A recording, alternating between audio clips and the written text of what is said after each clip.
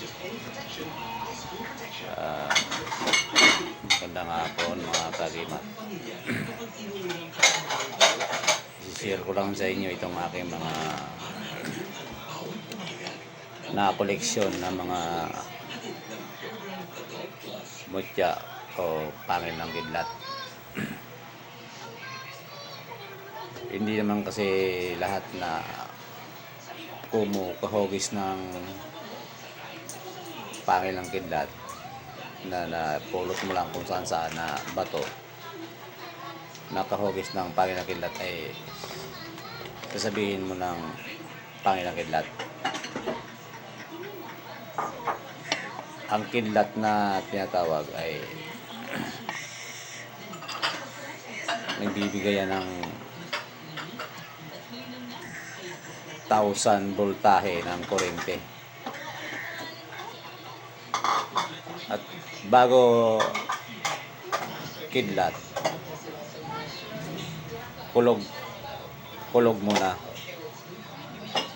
muna bago kidlat. Halos magkaparehas lang yan.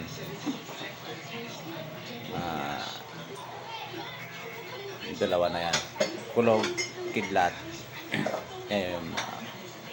Mabibisang mutya na panglaban sa mga sasamang tangka, spiritong itim, kaluluwang namiminsala sa mga tao. Kaya mga kagimat, papakita ko sa inyo ang tunay na mutya ng kidlat. Testing natin sa palito ng posporo. Kasi itong posporo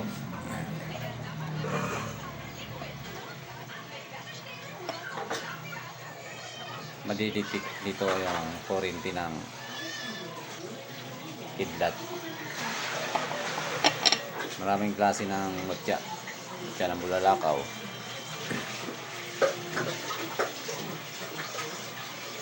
Marami kasing mga antingeros na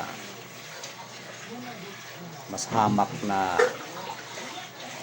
matatanda ng antingeros, mga probinsya Mindanao, Davao.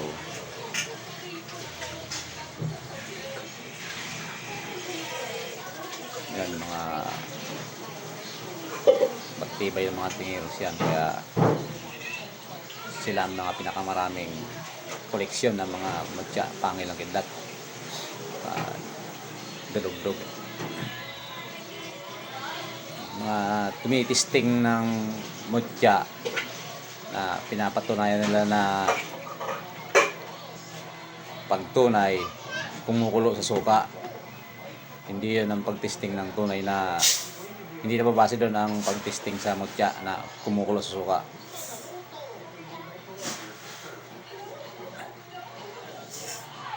Malalaman mo naman kung tunay o hindi sa hawak mo pa lang. Alam mo na ang aura at taglay sa nananalaytay sa mutya kuryente. Maramdaman mo sa hawak mo pa lang, maramdaman mo na kung tunay o hindi. Kagaya nito, tingnan mo siya, ordinaryong bato lang, pero pag hinawakan mo, madoon mo siya maramdaman na pumipitik talaga yung kuryente. Ito, maliit lang ito na pangil ng kidlat. Yan. Yan o, mga kagimat to.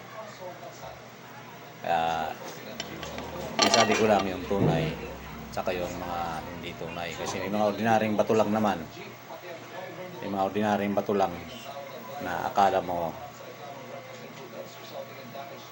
pangil na kasi kahugis na siya ng pangil ng kidlat pero hindi siya tunay na pangil. Stones lang na pangil, ano na siya, ordinaryong bato. Pero itong mga nakuha ko, mga koleksyon ko,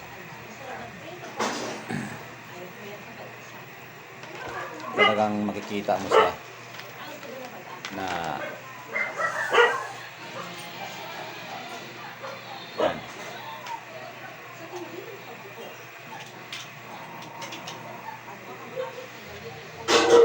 Lahat naman na mutya ng Panginoon ay kanya-kanyang may mga gabay yan.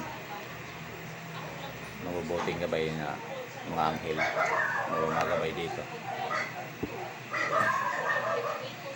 Kaya mga kagimat, kaya ko ito sinishare sa inyo dahil hindi basta-basta lang dumampot ng bato na akala mo ay pangil lang ng kidlat o mutya ng kidlat, mutya ng kulog.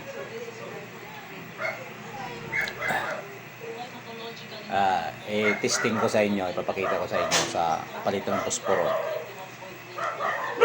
yung tunay na pangil ng kidlat. Didiin ko lang yung palito, iikot yan kasi may taglay na kuryente yan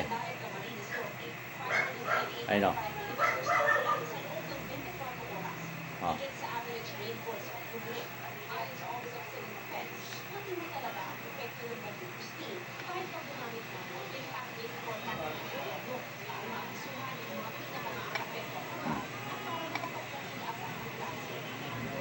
Yan.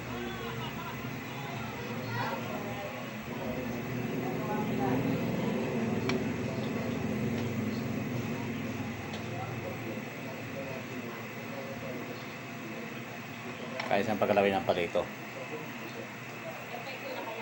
Ito na yan Ito na yan, marami ko itong pangil ng kidlat.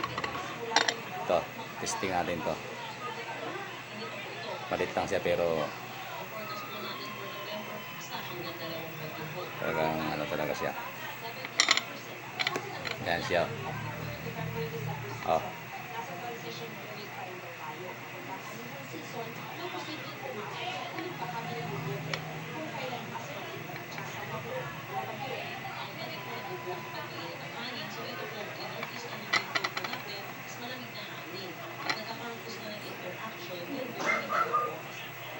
Hindi naman pwede ko kayong dayain kasi pag dinaya mo, ito ibig sabihin pag dinaya mo, yung kamay mo kaganyan-ganyan, gagalaw-galaw yan. Oh. Ibig sabihin pag dinaya ka, pag dinaya mo sarili mo, pati kamay mo gumagalaw yan, papikautin mo. Ito papatong mo lang, ipinapatong mo lang siya kung saan gagalaw, kung saan iikot.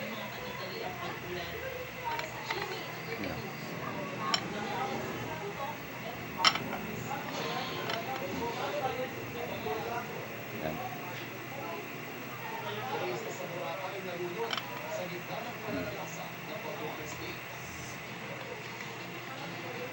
Pinapatong ko lang yan. Yan o. Pinapatong ko lang yan o. Yan o. Pumapalag siya. Pumapalag siya o. Lakas ang palag niya. Pinapatong ko lang yung palitan ng posporo. Mga kagin mo.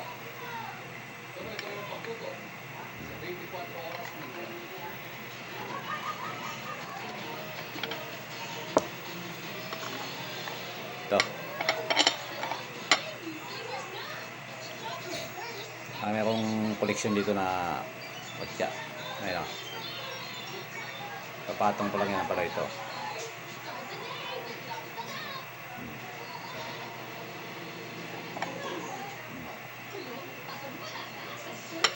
Sa gitna yan o.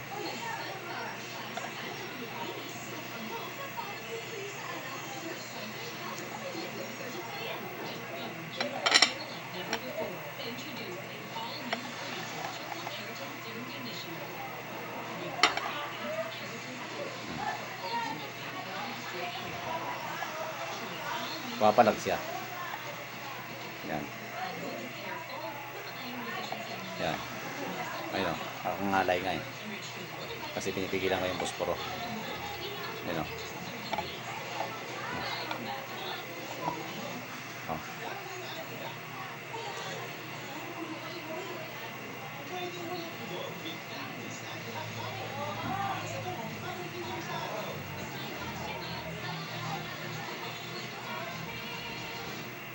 Yan. Yan. Ikot yan. Yan na. Yung daliri ko parang kinakurinti. Oh.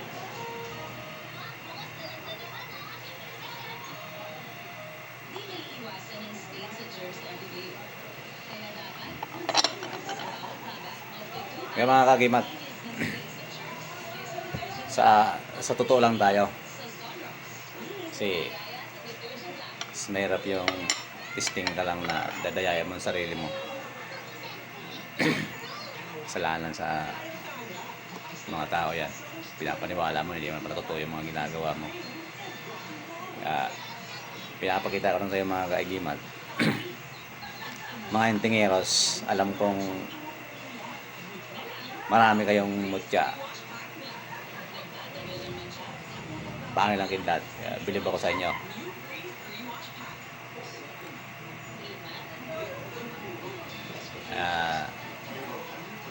Sa atin,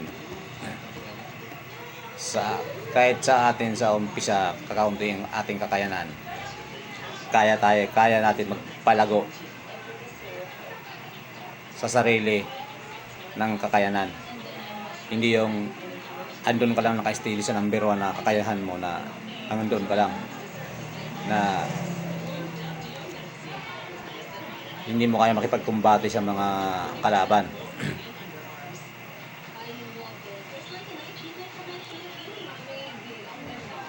Nag-umpisa ako sa grade 1 sa kaalaman ko na may nagturo sa akin. Hindi naman pag tinuruan ka, magaling ka na kaagad.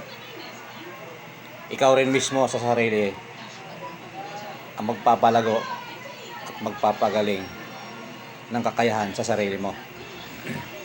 Porkit naturuan ka, ay magaling ka na. Yung tinuro sa iyo kung hindi mo naman inaral,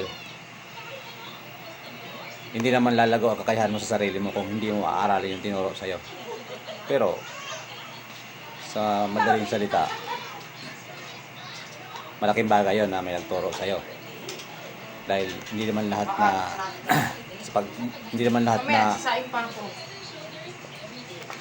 unang pagkatao to, pinanganak mo ay manggagamot ka na. May kapangyarihan ka na sa sarili mo. Wala, bihira lang 'yon. Pero kung may nagturo sa iyo at inaral mo sa sarili mo na ikaw balang araw ikaw ay maging magaling na manggagamot, na iisipin mo lang sa sarili mo na tutulong ka sa mga tao na mga nangailangan na may mga sakit, gagamutin mo. Siyempre mangangapa ka na kung paano mo tulungan, kung paano mo pagalingin, kung paano mo gamutin, kasi yung tinuro sa'yo hindi pa naman yung effective sa'yo, hindi man yung pasok na agad sa sarili mo na ikaw ay maging magaling na at kaya mo nang talunin ang mga pakipagkumbate sa mga kalaban. Kung naturuan ka, pasalamat naman sa nagturo sa'yo. At yung tinuro sa'yo, bukod doon sa tinuro sa'yo, sa sarili mo, kailangan marunong ka mag-aral para lumago at maging malawak yung kakayahan mo sa sarili mo. Na, ganito, kailangan kong aralin ang lahat na ang klaseng panggagamot kapag kumbate. Yun ang dapat sa atin. Hindi yung magmalaki tayo sa sarili na hindi mo naman kaya magpagaling. Kakaya naman yun. Tsaka bakit mo ipagmamalaki mo sa sarili mo? Ay kung hindi mo kailangan ipagmalaki sa sarili mo,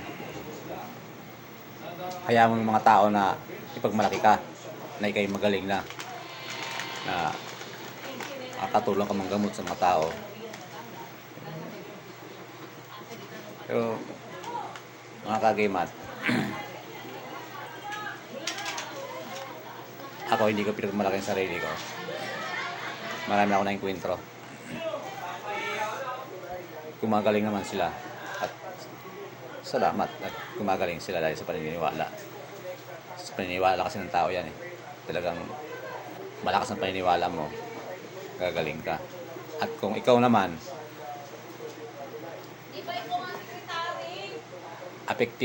apektado ka ang paniniwala mo sa taas, ikaw na nag-aral ng karunungan, gagaling ka. Pag nag-aral ka ng karunungan,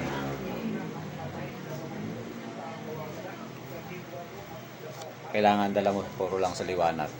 Huwag mong aralin yung mga itim.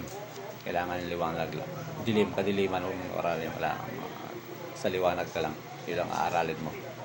Isipin mo lang na hindi ka pababayaan ng taas. Magiging magaling ka. Pag ang taas na gumabay sa'yo, hindi pwede na hindi ka maging magaling.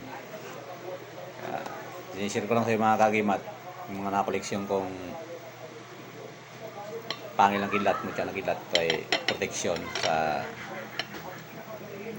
atin. Ayan. Tinitesting ko lang ito dahil yan.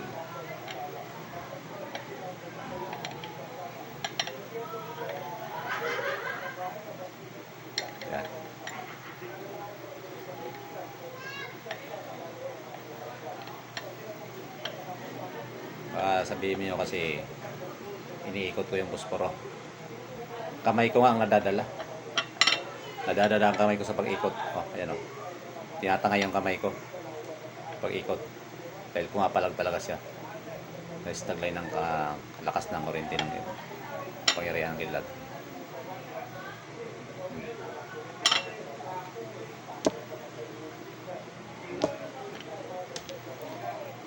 Ito, mga kagimat.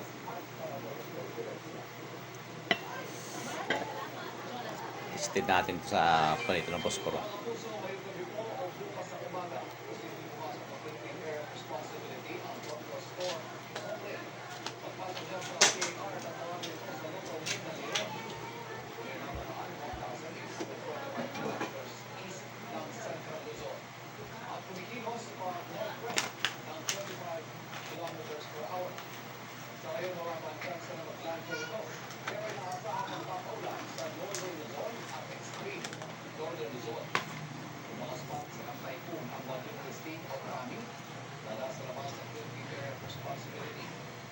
Tumagal po yung pakanluran sa bilis ng 20 kilometers per hour. Ay sa pag-asa hindi kami ang posibilidad na umalik kalapit ng Philippine Area of Responsibility ang Bagyong Christine. Pero sakaling mag-U-turn yan, posibleng pamila na ito bilang isang low pressure area. Sa ngayon nakakapagto ang southwesterly wind flow sa ilang bahagi ng bansa. Makawalan yan sa Occidental Mindoro, Palawan, Western Visayas. Akin daw kayo ni Ate mo dito? Isang kurente oh. Akin mo. Kunin ko nga daw yung mani. Southern Luzon, bukas. Nakakataon na naman ang mararanasan sa ilang bahagi ng Visayas at Mindanao, kaya may alerto sa magtanong baka at pagkukunan. Posible pa rin ang ulan sa Metro Manila. Mga kagimat, magandang hapon sa inyo ulit. Kita-kita tayo sa susunod na video. Ako nga pala si Master Nel TV.